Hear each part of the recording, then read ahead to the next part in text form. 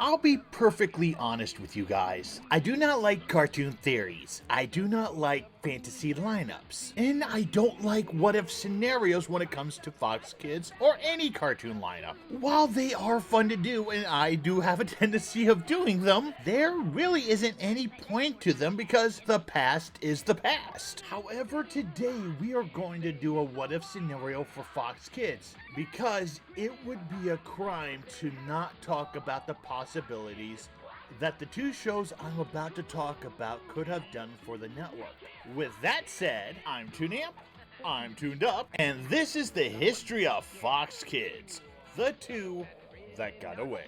Let's do some fun history. Steve Anderson was born on December 18th, 1964 in Edna, Texas. When Steve was around a year old, his parents got a divorce. 3 years later, Steve's mom remarried, and he legally got his name changed to Steve Williams. Steve graduated from Edna High School in the early 1980s and received a football scholarship at Wharton County Junior College. Later, he received a full scholarship at the University of North Texas. However, in 1987, he dropped out of college. 2 years later, Steve Williams started to train as a wrestler. He wrestled for local promotions where his ring name was ultimately changed to Steve Austin, so not to be confused with Dr. Death Steve Williams. Steve eventually signed with World Championship Wrestling, where Steve would be given the moniker Stunning Steve Austin. However, the WCW president at the time, Eric Bischoff, did not see Steve Williams as a superstar and released him from the company in 1995. Later that year, Steve would join Extreme Championship Wrestling, where the owner of ECW, "My name is Paul Heyman," would help Steve with his promos. Steve would make his way to the World Wrestling Federation, now World Wrestling Entertainment, and was introduced as the Ringmaster.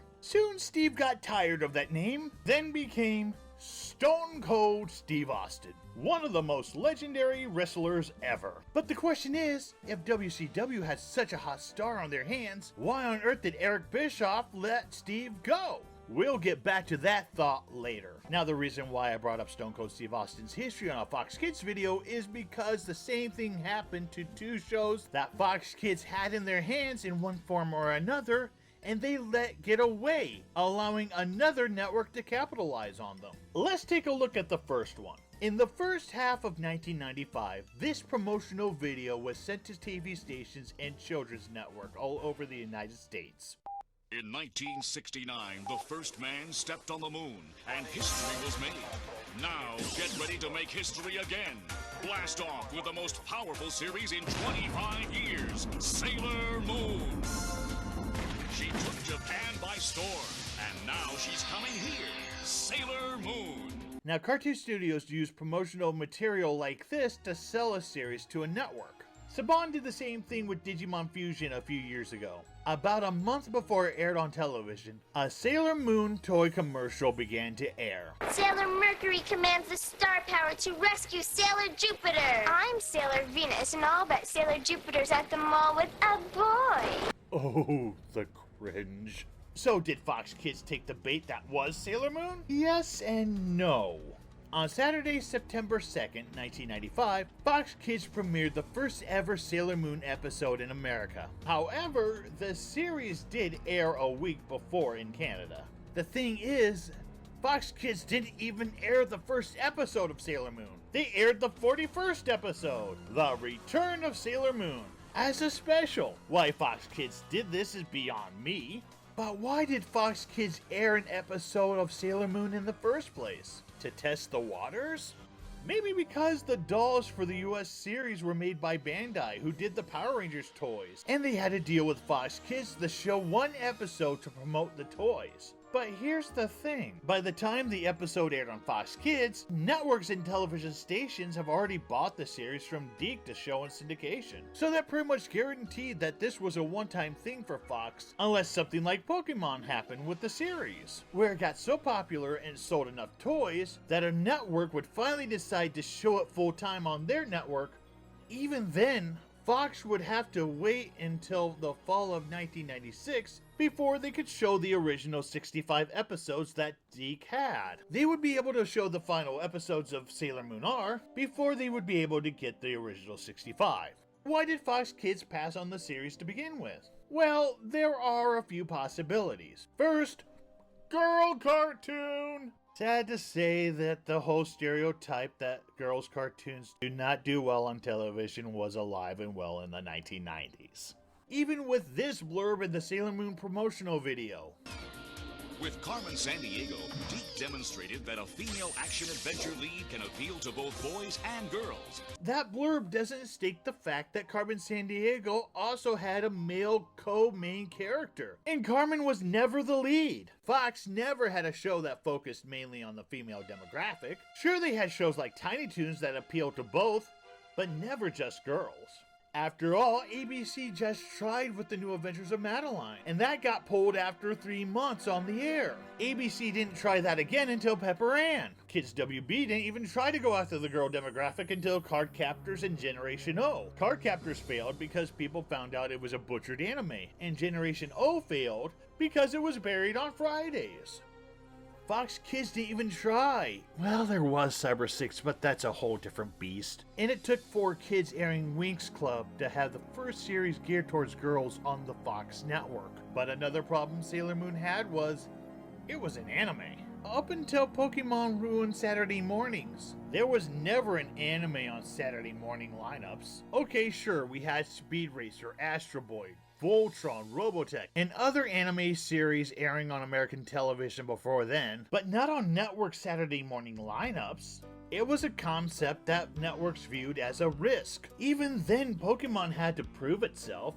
Yeah, I am tiptoeing the fact that UPN showed Technoman in 1995, but that doesn't help its case since it bombed and aired on Sunday mornings.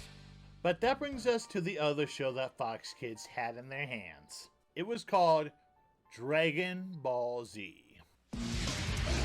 And now it's time for action, adventure, and some real nasty characters. Here comes Dragon Ball Z! You see, on September 13th, 1996, Dragon Ball Z aired on one of Saban's Saturday morning programming blocks. You see, anything that wasn't taken by Fox Kids or another network at the time that was made by, or in Dragon Ball Z's case, distributed by Saban, were put in blocks in syndication.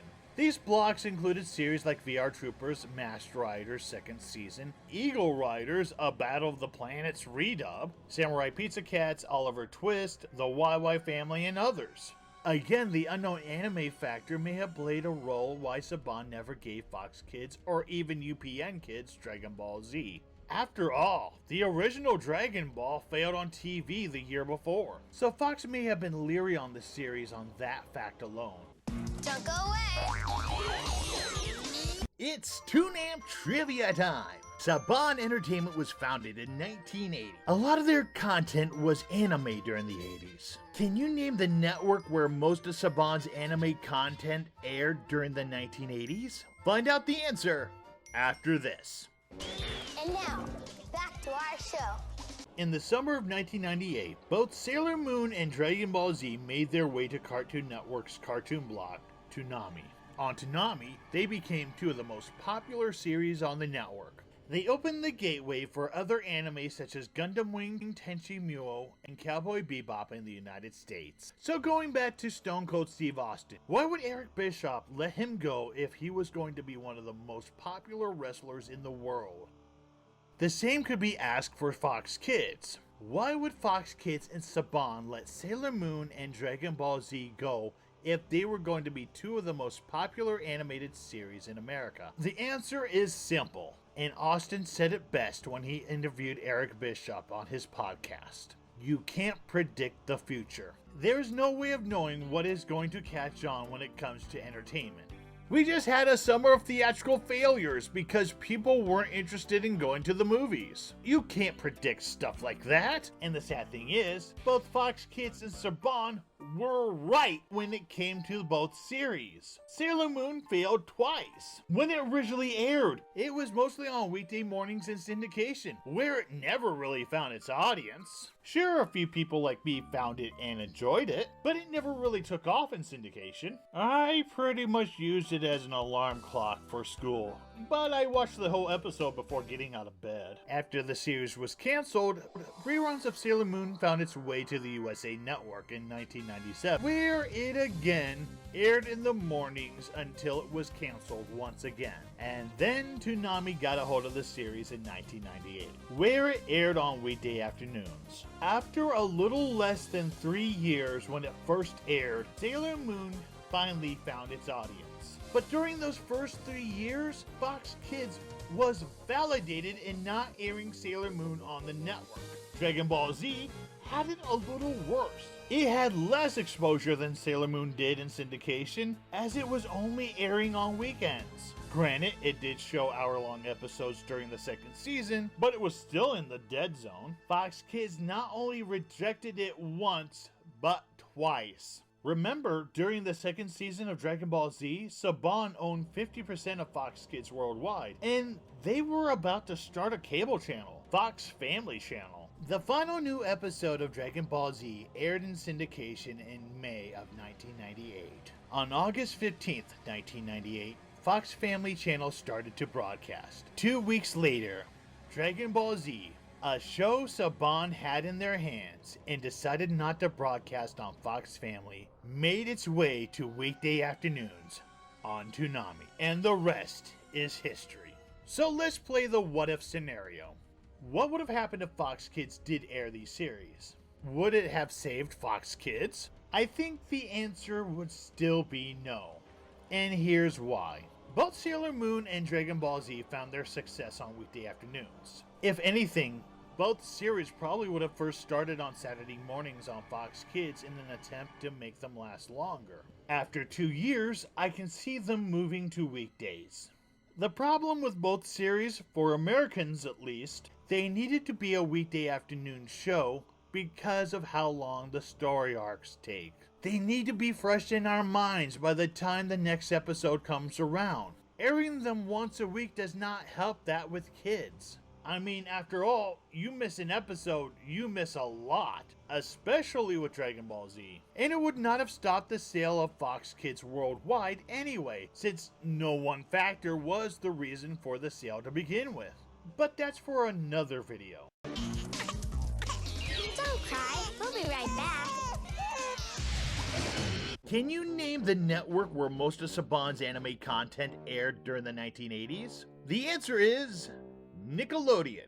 It's hard to believe that Nickelodeon at one point was the network to go for international cartoons in the United States. They had anime from Japan, cartoons from France, Canada, and even England. They were all over the network in the 1980s. I have nothing to add to that. I don't know how to get out of this. Go to the next scene. We're back.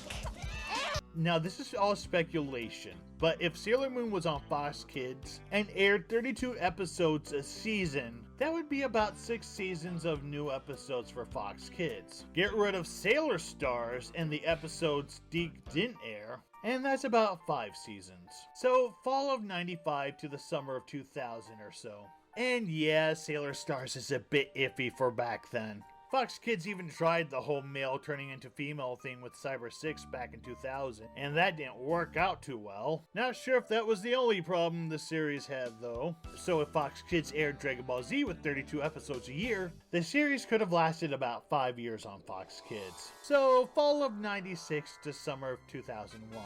If both of these series proved anything, it is with timing and placement of a series that it can finally find an audience. This is something the current Cartoon Network and Toonami has yet to learn. What was once considered trash by one network can be considered treasure by another. A lot of times networks give up on a show simply because it's in the wrong time slot. Remember, Freakazoid didn't take off until reruns of the show started airing on weekday afternoons on Cartoon Network. The same can be said for The Tick on Comedy Central and Young Justice on Netflix.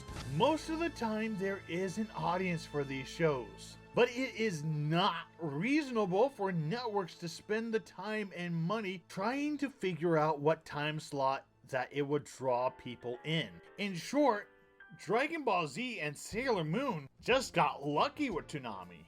But what would have happened if Dragon Ball Z was a success for Fox Kids? Toonami might not still be a thing. After all, the rumors are Dragon Ball Z was the show that saved the block. If that is the case, there's a good chance that anime may not have been given the exposure to the American audience like it did. Possibly no Gundam, no Cowboy Bebop, Tenchi, Inuyasha, or Naruto on television. All we would have is Pokemon and its copycat collect the monster cards, robots, crappy toy-centered series. And I'm sorry, but Digimon, Monster Ranchers, Metabots, Spider Riders, Yu-Gi-Oh!, and most of the 4Kids Shovel series would not have been a thing in the US without Pokemon. But the big question would be, what would have happened to Funimation? If the series was a success with the Ocean dub, would have Funimation moved its studios down to Texas? While there is a possibility of Chris Sabat, Sean Schimmel, and Eric Vale still being a thing, and Sonny Strait already had a gig as Tom before Dragon Ball Z, there is a strong possibility that they would not be a thing as well. Everything changes if Dragon Ball Z started out successful. Whole series would have different dubs. One Piece, Full Metal Alchemist, Yu Yu Hakusho. Voice actors like Caitlin Glass may have never been discovered. Would simuldubs be a thing? It's scary how much of a domino effect it would have if one show was successful early on instead of later. Thankfully, this was not the case, and everything happens for a reason. I prefer the past the way it is when it comes to these series. I'm Tunamp, and the next History of Fox Kids is, well, are you a Ninja Turtle fanboy? The reason why I ask is, we are going to torture that fanboy a little bit in the next episode. Ninja Turtles. So that's our video. If you liked it, please hit the like and subscribe button. Also ring that bell for any future videos that I publish. You can find me on Facebook under Tunamp Art and Entertainment. Find me on Twitter under Tunamp Reviews. Find me on Tumblr and DeviantArt under Tunamp. Or support me on Patreon under Tunamp.